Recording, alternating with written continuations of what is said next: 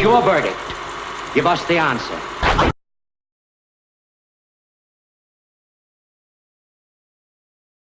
We work with people in rural India.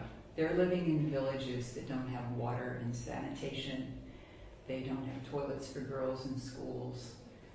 The conditions are really unimaginable for most of urban India. The situation is actually a matter of violation of human rights and of rights of under lots of legislation in India. So the idea of alleviating poverty in rural India is really one that entails enforcement of laws.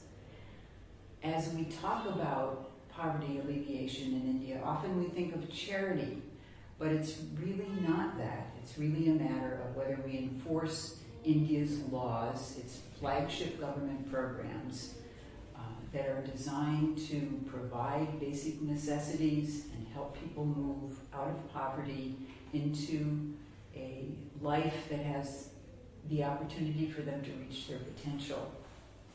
It's really important to engage the legal system in rural development.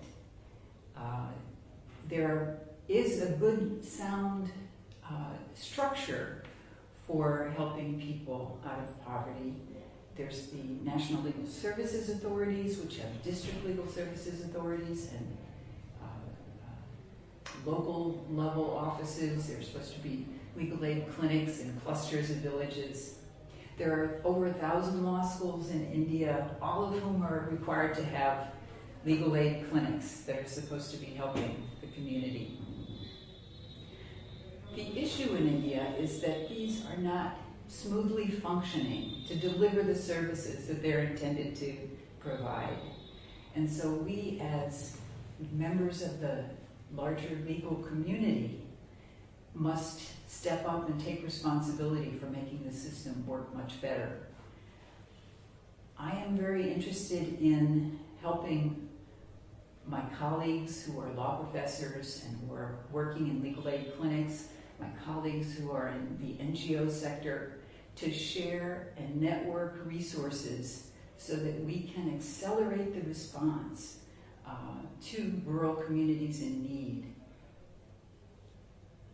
It is important to have resources for paralegals and young lawyers and NGO workers so that as they approach issues in rural India, they don't start from scratch. There's a lot of knowledge that can be accumulated and shared, and we need to enhance the systems for doing that. I would love to see the premier law schools in India network with schools in their regions, law schools, law colleges in their regions, to have strong regional support for legal aid clinics and for legal services authority clinics in rural areas. That's my vision of how India's systems, which are well thought out, well planned on paper, need to be enhanced to actually do the job of providing services to rural India. My colleague Navneet Narwal is working with us in our Good Governance program in Mewat, Haryana. And I'd like him to describe, both in English and in Hindi, what's going on. Thank you, Jane. जैसे जैन ने बताया कि भारत की 70% जनसंख्या गांव में रहती है और जिनको अपने अधिकारों को और राइट्स का ज्ञान नहीं है कि उनके कानून ने क्या क्या उनको अधिकार दिए हुए हैं, और ना केवल की जनसंख्या गांव में बल्कि शहरों में जो रहती है और जो पढ़े लिखे हैं उनको भी नहीं पता है कि लीगल एड सर्विस अथॉरिटी के द्वारा उनके लिए क्या क्या अधिकार दिए गए हैं। तो इस प्रक्रिया को आगे बढ़ाते हुए जैसे अब नालसा ने काफी अच्छी प्रोग्राम चलाया है लीगल एड क्लिनिक्स का, लीगल एड सोसाइटीज का, but on the implementation way इसमें काफी सुधार की जरूरत है, क्योंकि district legal service authority, state legal service authority are all govern by the national legal service authority, but there is a mechanism जो कि होना चाहिए, जो मॉनिटरिंग एंड ट्रांसपेरेंसी का मैकेनिज्म बिल्कुल होना चाहिए, क्योंकि अब हम कुछ इसमें एक्सपीरियंस शेयर करेंगे। यहाँ पे हमारे को जो डीएलएसए के साथ हमारा एक्सपीरियंस रहा है, जो देखते हैं लीगल एड क्लिनिक चलाए गए हैं, जिसके अनुसार वहाँ पे लॉयर भी होना चाहिए, वहाँ पे इंफ्रास्ट्रक्चर भी होना चाहिए। पर अगर हम देखें काफी जगह पे तो ऐसा नहीं है, क्योंकि लॉयर्स वहाँ पे आते नहीं है। एक एग्जाम्पल मैं देना चाहें तो मेवात में जाते हैं तो वहाँ पे लीगल एड क्लिनिक है, जो कि कोर्ट में है वो चलता है, पर एक गांव में है वो वहाँ पे नहीं है, फंक्शनल नहीं है उस चीज में। अब ऐसे ही नालसा के अनुसार हर एक लॉ स्कूल्स में आपका लीगल एड क्लिनिक होना चाहिए। ऐसा नहीं है कि मोस्टली लॉ स्कूल में लीगल एड क्लिनिक नहीं है, पर वो फंक्शनल नहीं है। वो जाते हैं, बच्चे जाते हैं, आसपास के एरिया में जाते हैं, पर वो काम वहां पे इतनी इफेक्टिवली काम नहीं कर पाते जिसके लिए उनको डिजाइन किया गया है, कि जिससे उनका जो पर्पस था वो डिफीट हो जाता है।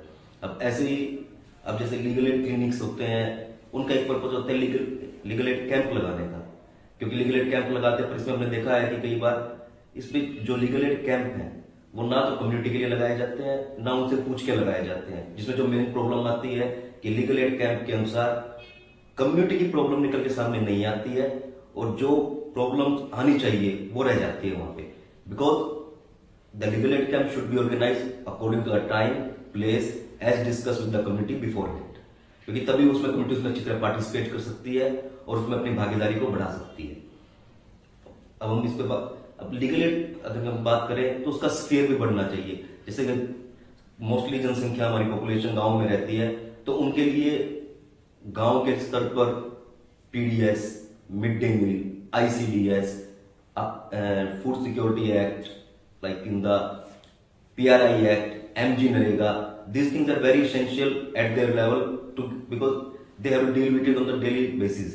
अब इसके बारे में अगर हम बात करें, अगर गांव में स्कूल अच्छा चल रहा है, उनको अच्छी शिक्षा मिल रही है, खाने में उनको स्कूल में खाना प्रोवाइड हो रहा है अच्छी क्वालिटी का, उसके बाद गांव के स्तर पे ही उनको राशन मिल रहा है फूड सिक्योरिटी एक्ट पे, और इसके अलावा आंगनवाड़ी में जो 0 से 6 साल के बच्चों के लिए चलाई जाती है वो अच्छी तरह फंक्शन कर रही है, तो इससे गांव वालों की काफी प्रॉब्लम सोल्व हो जाती है डे टू डे एक्टिविटीज में। इसलिए डीएलएसए और एलएसए के जो स्फीयर है उसको थोड़ा बढ़ाना चाहिए।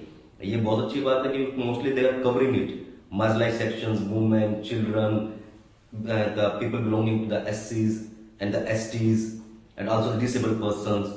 तो इसमें अगर इन प्रोग्राम को भी जोड़ा जाए तो काफी अच्छा रहेगा, क्योंकि इसमें एक डीएलएसए में एक चीज होती है पैरालीगल वॉलंटियर्स, जो कि act as a bridge between the community and the LSA. अगर वो अच्छी तरह काम करेंगे तो काफी प्रॉब्लम है कि जो सोल्व हो सकती है गांव में, और उनको बार बार ना तो गांव वालों को अपने शहर पे आना पड़ेगा और ना तो कंप्लेंट के लिए बार बार लिखना पड़ेगा। क्योंकि हमने देखा अपने एक्सपीरियंस में, हमने एसएम सेगर फाउंडेशन द्वारा चलाया जा रहा गुड गवर्नेंस नाउ प्रोग्राम के अनुसार, जिसमें हम लोगों को ट्रेनिंग देते हैं उनके राइट्स पे, क्या पे उनको कंप्लेंट करनी चाहिए, अगर उनके इंटाइटलमेंट्स में अगर कोई प्रॉब्लम आ रही है तो कैसे उनको पा सकते हैं। तो पहले जैसे होता है कि 2 मैटर्स होते हैं, फॉर्मल और इनफॉर्मल। कई बार आपके इनफॉर्मल मेथड में गांव के स्तर पे आपके प्रॉब्लम दूर हो जाती हैं, उसमें आपके की पर्सन भी इन्वॉल्व होते हैं, उसमें आपके पीआरआई मेंबर्स भी इन्वॉल्व होते हैं, और उसमें जो बेनिफिशियरीज हैं वो भी इन्वॉल्व होते हैं। समटाइम्स आपको कंप्लेंट करनी पड़ती है डिस्ट्रिक्ट लेवल पे, जिसमें आपका गवर्नमेंट ऑफिशियल्स होते हैं जो वो भी हेल्प करते हैं कंप्लेंट सॉल्व करने में, and sometimes you have to go beyond that level also at the state level. तो दैट्स व्हाई कि जो पैरालीगल वॉलंटियर्स हैं उनको इन रिटेसल मैकेनिज्म के बारे में उनकी इन्फॉर्मेशन होनी चाहिए, इन प्रोग्राम्स में क्या इंटाइटलमेंट्स है, अगर वो इंटाइटलमेंट्स ठीक ढंग से नहीं मिल रहे हैं तो उनको क्या कार्रवाई की जाए, किसको जानकारी दी जाए। तो ऐसे प्रोग्राम जैसे गुड गवर्नेंस नाउ प्रोग्राम में जीजीएन में हम लोगों को बताते हैं कि कहां पे कार्रवाई की जाए, कैसे कंप्लेंट की जाए, और उनकी समटाइम्स तो कंप्लेंट लिखने में हेल्प भी करते हैं, but they have to do it themselves, that's how they will learn. सीखेंगे, करके ही सीखेंगे वो, और यही हमारा मैंडेट है। अब इसके कुछ एग्जांपल्स हैं जैसे कि जो कि काफी दिखाते हैं कि ये चीजें सक्सेसफुल होती है। गांव डाका है न्यू ब्लॉक में, मेवात के में, वहां पे पीडीएस के रिलेटेड बहुत प्रॉब्लम थी, कई महीने तक राशन नहीं आता था। उस राशन के लिए अपने गांव वालों ने मीटिंग की, गांव वालों के साथ में सरकारी अधिकारियों ने मीटिंग की, तो पहली बार ऐसा हुआ है कि एक एसएचजी ग्रुप की महिला को लाइसेंस दिया गया है राशन डिपो के लिए, जो कि वो राशन बांटना स्टार्ट कर दिया है। फरवरी माह में इसको लाइसेंस मिल गया था और उन्होंने मार्च माह में राशन बांटना स्टार्ट कर दिया, जिससे गांव वाले भी खुश हैं और गांव के गांव में राशन मिल रहा है। पहले प्रॉब्लम कहाँ आती थी कि 3-3, 4-4 महीने तक राशन नहीं होता था। एक डिपो होल्डर के पास कई कई गांव का लाइसेंस होता था, वो 1 दिन आते थे, 2 दिन आते थे। गांव के गांव में अगर आपके राशन मिल रहा है तो वो हेल्प होता है काफी, उनके गांव वालों प्रॉब्लम भी होती सॉल्व होती है कि उनको 1 दिन की जरूरत नहीं है, वो महीने में कभी भी खरीद सकते हैं। ऐसी कुछ सफलताएं हमको उसमें भी मिली है। अगर आप ICDS की बात करें और मिड डे मील की बात करें, जहां पे कम्युनिटी, ग्राम सभा, गांव वाले जागरूक हो जाते हैं और वो पार्टिसिपेट करते हैं, मॉनिटरिंग करने लग जाते हैं, तो उसमें क्या होता है कि फंक्शनलिटी सुधर जाती है। तो ऐसे ही अगर हमारा जो लीगल एड के अंदर पैरालीगल वॉलंटियर्स का जो कंसेप्ट है, उसको अगर ऐसी तरीके से जोड़ा जाए, उसका स्फीयर बढ़ाया जाए, उनकी समय समय पे ट्रेनिंग की जाए। क्योंकि एक चीज हमने देखी कि पैरालीगल वॉलंटियर्स की ट्रेनिंग नहीं की जाती है, उनको पता नहीं होता है कि क्या उनके एग्जैक्ट उनका डूज, क्या उनके काम है, क्या उनके नहीं है, क्या उनको करना चाहिए, क्या उनको नहीं करना चाहिए, और कैसे उनको लोगों के साथ मिलजुल बढ़ाना चाहिए। तो इसलिए पैरालीगल वॉलंटियर्स बहुत ही महत्वपूर्ण साबित हो सकते हैं हमारे गांव वालों को न्यायपालिका में विश्वास दिलाने के लिए, क्योंकि उनको गांव की सतह पे अगर उनकी प्रॉब्लम सॉल्व हो जाती है तो वो बहुत इफेक्टिव टूल होगा। इसलिए हम आशा करते हैं कि जो state legal service authority, district legal service authority और नेशनल लीगल सर्विस अथॉरिटी इसमें इंक्लूड करें इस स्फीयर में अपने गवर्नमेंट प्रोग्राम को इम्पोर्टेंट, जो कि गांव वालों की, ग्रामीणों की और इवन शहरी नागरिकों को भी जिंदगी को रोजाना इफेक्ट करती है। अब ऐसे ही अगर कुछ चीजें और है जिसपे हम ये कहना चाहेंगे कि जैसे आपका वेबसाइट है, वेबसाइट रेगुलरली अपडेट होनी चाहिए कि इस पे ये अपडेट होना चाहिए कि आपके जो पैरालीगल वॉलंटियर्स है उसके कॉन्टैक्ट नंबर कौन है, क्या कॉन्टैक्ट नंबर है, कौन से गांव के हैं, अगर उनको किसी चीज में प्रॉब्लम आती है तो किस चीज में किससे कॉन्टैक्ट करें। तो ये चीजें, और इसमें कुछ चीजें ये है कि एक बहुत मुख्य पॉइंट ये है कि अभी तक शहर वालों को, गांव वालों को, किसी को भी एग्जैक्ट जानकारी नहीं है कि लीगल सर्विस अथॉरिटी के अंतर्गत उनको क्या क्या लाभ प्राप्त है, क्या क्या राइट्स उनको दिए गए हैं। तो इसलिए एक अवेयरनेस जनरेशन कैंपेन है जो कि वो जरूर चलानी चाहिए। कुछ स्टेट लीगल अथॉरिटीज या डिस्ट्रिक्ट अथॉरिटीज चला भी रही है, पर वो पर्याप्त नहीं है, क्योंकि इस चीज में सबसे महत्वपूर्ण माध्यम हो सकता है कम्युनिटी रेडियो, क्योंकि गांव गांव स्तर पे आपका कम्युनिटी रेडियो चलाया जाएगा, उसके थ्रू या आपके लोकल लेवल पे, जो सिटी लेवल पे आपके केबल टीवी होते हैं, उसके हेल्प से आप स्मॉल क्लिपिंग्स दिखा सकते हैं लीगल लिटरेसी की क्या क्या इफेक्ट होते हैं, क्या क्या फायदे होते हैं, उसके ऊपर सब चीजों पे। अब ऐसे ही आप गांव में या शहरों में भी वॉल पेंटिंग का सहारा ले सकते हैं, क्योंकि ये एक बड़ा अच्छा एग्जाम्पल हमने देखा अपने प्रोग्राम में। हमने काफी गाँव में अपने मुख्य प्रोग्राम के बारे में किसी भी सामूहिक जगह पे हमने इंटाइटलमेंट्स, गिवन रिसोर्स मैकेनिज्म, ये सब चीज दिखा दिए गए हैं कि उनको कितना मिलना चाहिए, कब मिलना चाहिए, अगर वो कंप्लेंट करें तो कहां पे करें। तो कुछ ये चीजें हैं जो बहुत ही महत्वपूर्ण है, क्योंकि इस चीज को आगे बढ़ाते हुए हम भी सोच रहे हैं कि हमारा जो SM साइकिल फाउंडेशन का अल्फाजे मेवात कम्युनिटी रेडियो स्टेशन है, उस पर हम इनकी गाइडलाइंस को ब्रॉडकास्ट करेंगे ताकि ये ज्यादा से ज्यादा लोगों तक पहुंच सके।